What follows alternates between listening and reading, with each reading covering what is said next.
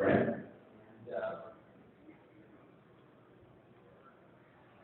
That was it. Barkley. I was just really so pretty quickly. Oh. And yeah, I thought you had to pretty good doctors. No, the Scott Hoffman of Florida, secondly, the first success that he wrote really like law when he made. Exactly, because he put in, that was a wonderful, wonderful actor. I think that you have to blast through that exposition and then think about it the way he did. All right, so I got off on a sidetrack. Okay? What was I talking about? A really great point to me. You're reading. Sorry? That was nice. Thank you for being back. Yes. Thank you. God bless you people. All right, so in Jekyll and Hyde, I introduced this book because we did an episode called The Dark Lane, which was our Jekyll and Hyde. So whenever you do a science fiction series, it's going to run 7 years. Every character does their evil twin episode at least once a year. There's a couple of people on evil twin. Everybody gets an evil twin. This is my first evil twin episode. There were other ones, other different guys. It was the one with the doctor with the traveling bomb. Remember when they downloaded the bomb? And then, I hated that episode so much. The doctor gets the bomb. What? And Libby was being a bomb. Oh, really?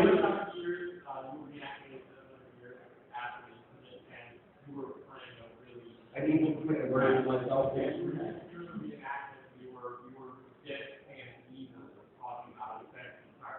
Right, well, we all necessarily get twins. It's a common thing in science fiction, the evil twin thing. But when I had to do this episode of Dark Lane, I remember from my childhood that the description of Mr. Hyde walking was very compelling. So I reread the book to try to use the way he was described as walking. And I fell in love with the book again, and I did the book on tape. And then I decided to, I don't know why, they wanted me to do a song, that's right, they wanted me to sing again, because they were feeling the Star Trek fans. So I wrote a song here, which is really about it, really like a little bit of an epic poem, I guess. It is the entire plot of Dr. Jekyll and Hyde in 270 words. Okay? And just to remind you, early on, Dr. Jekyll's character has always felt, what's the word, he's kind of a pillar of society, very well respected. But he's always had this sort of hidden desire to let this other side, his sort of baser nature or whatever. He's fascinated, I guess, by the duality in nature. And he develops this potion wherein when he drinks it, his other side is analyzed.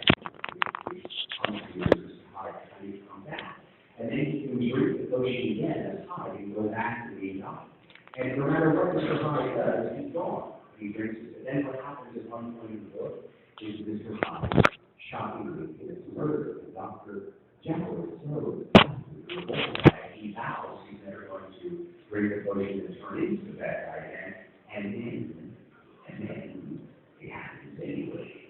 He turns into the guy because he can't control it anymore. And then, of course, at the end, when he's literally barricaded himself in his office so he can't harm anyone else, when he has this transformation, then he runs out of the potion that turns him back. So there's a point in the book, which is very moving, where he knows he's his last moment as himself. When he reverts to being this animal again, the animal's being haunted by the law, the animal will go commit suicide, kill himself rather than face what he has done. So he knows Dr. Jekyll at one point knows it's his last moment on the planet, and then he will revert to the state, this evil thing, because if it's coward and won't want to face justice, will kill himself. That description, which this could be 5 minutes, I will do in a minute and a half right now. Okay, this is dramatic, so you don't have to feel like please don't laugh. All right? Okay. This is called Jekyll's Lament. Since youth, I've waged a war in me twixt honor and desire. There's cumbersome prophecy, much research in this fire. A potion I devised for me, with power to divide the fortress of identity. Release me, Mr. Hyde. Free, unbridled, Mr. Hyde. My other self could now attack each vial and the sinful notion, then welcome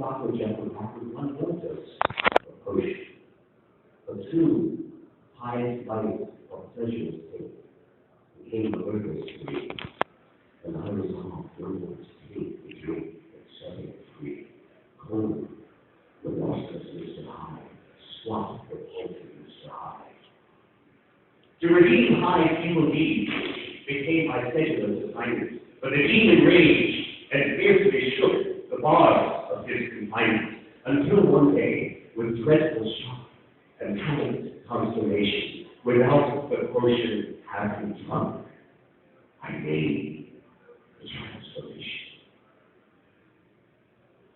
Days passed, and now I sit in fear and tremble with emotion. My final change is nearly here, with no more saving potion. And so I see the time is fit to end this sad confession. For now, I feel the smallness, my ultimate regression, to repulsive Mr. Hyde, cold, remorseless with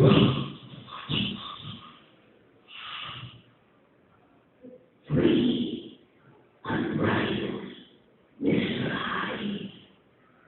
Hunted down, I won't abide. Cheat the gallows, I decide, and choose a coward's suicide.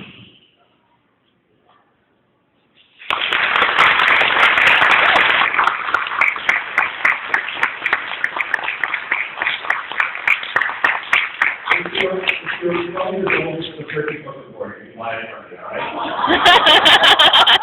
We're going to use your book report so you can tell the story of the book if you want to know anything else. Just prove that you're planning your future. Well, this shows that I read it after that was this story. And it's kind of creepy, isn't it? That's my horror movie voice at the end. You saw the howl and you recognized it. So, anyway, I thought it was cool, and I literally had my 40th Yale reunion this year, and they had a talent show.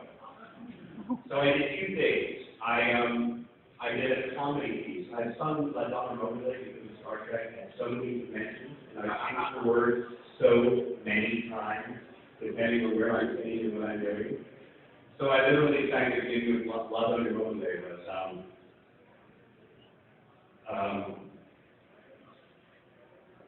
my father said to me in 1953, grow hardy and hail man, then be a Yale man. I was Yale, by the way.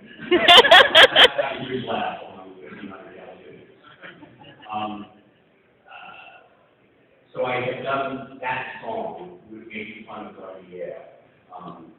Lyrics were my curiosity, endless verbosity, ego, monstrosity. Maybe a Yale man. And had a couple of dirty words on the same day.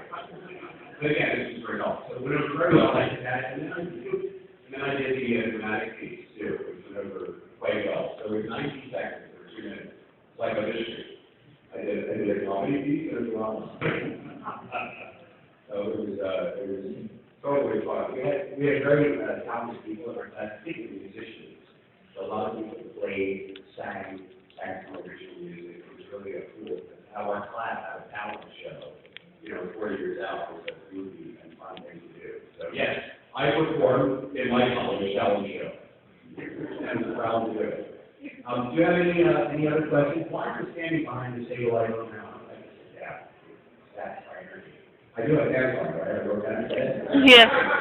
So we usually do sometimes. You forget. Do you have any questions? Sorry? I'm sorry? More story? You're better. What is your early career? Why I became an actor? Working on Broadway with Jack London? Can I tell the Jack London story? I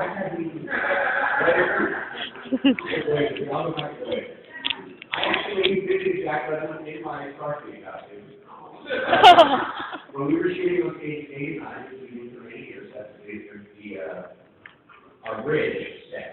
All of our music sets were on stage 89. Right next door at stage 4, Jack London and Walter Matthau were doing the sequel to The Odd Couple. Oh. And I met Walter many times when I was doing the play with Jack years ago. So I literally went over to theater, they were both old guys. Right? I said, hey, Jack. He said, I'm tired. He said, they're not kids. We call it. Not these guys get along. And you say, Walter, who's on the road? Who's what? Who? I'm in the road.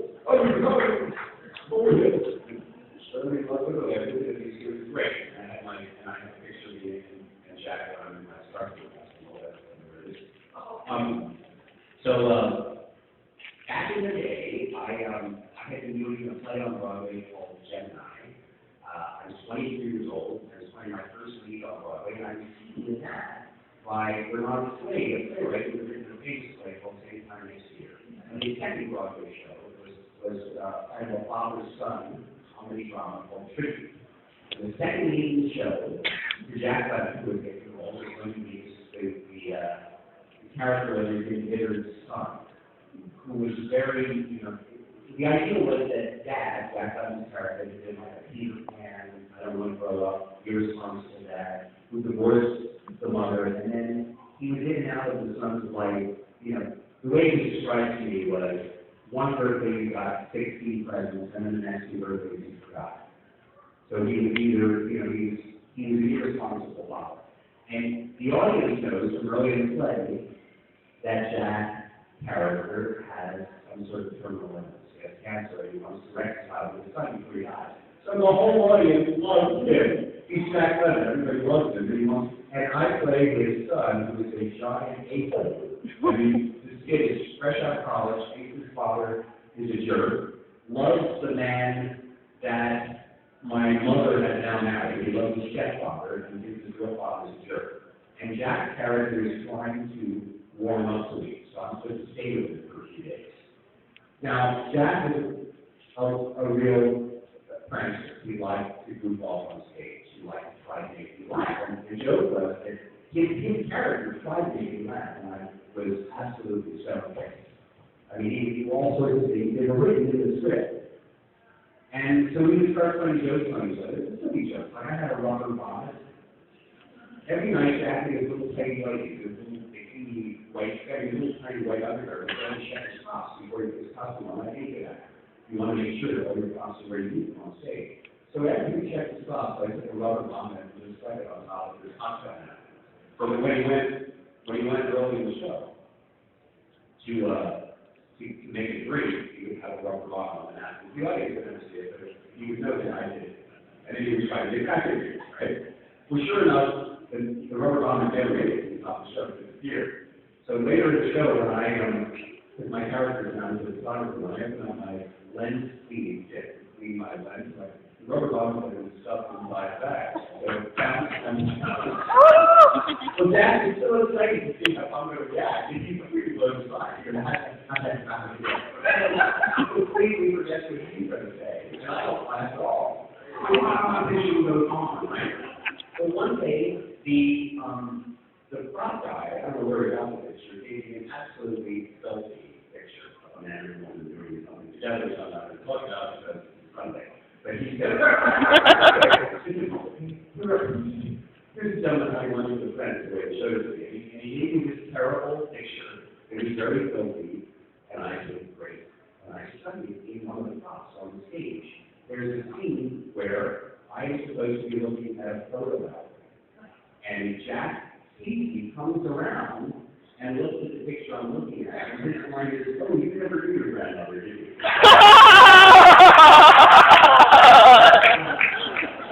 So I'm absolutely dead there, looking at this picture like this, and he comes around and he goes, oh, yeah. You never knew your grandmother, did you? And he goes on, right? And then about 2 or 3 minutes later, he's supposed to say, so, what do you want to do? Movie, you can go to a museum, you can look at old pictures of your grandmother. I don't laugh. The rest of the cast is gathered right on stage watching. Stage raised is huge, right? So the audience here on stage, you hear this roar of laughter come, and Jack is laughing. So everyone is laughing in the entire play. Half the people on stage, except for me, could never make me laugh. He constantly, whenever he was on stage, he brought by, trying to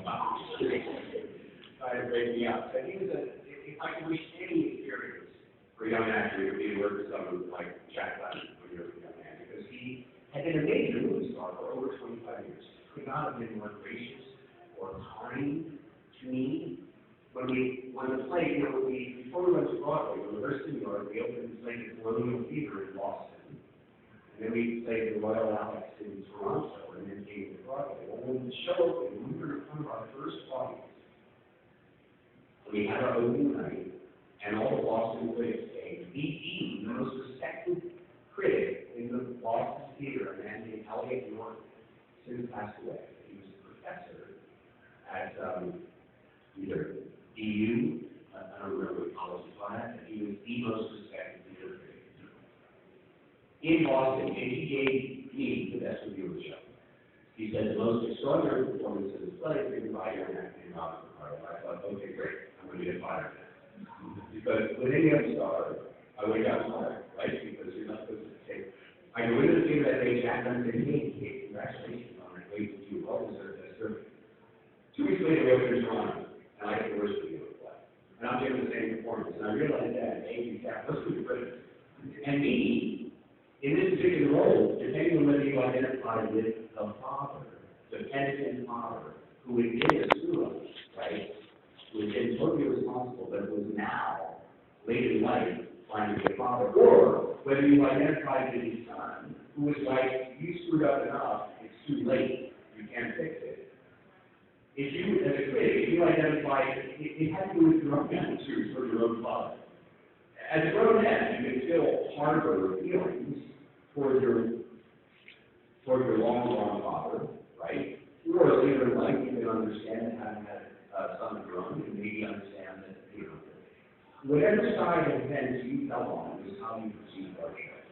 That was the way it was. That was a very valuable lesson to learn, which is the audience sees things through the prism of their own feelings, their own preconceptions, their own life. And the more you focus on that,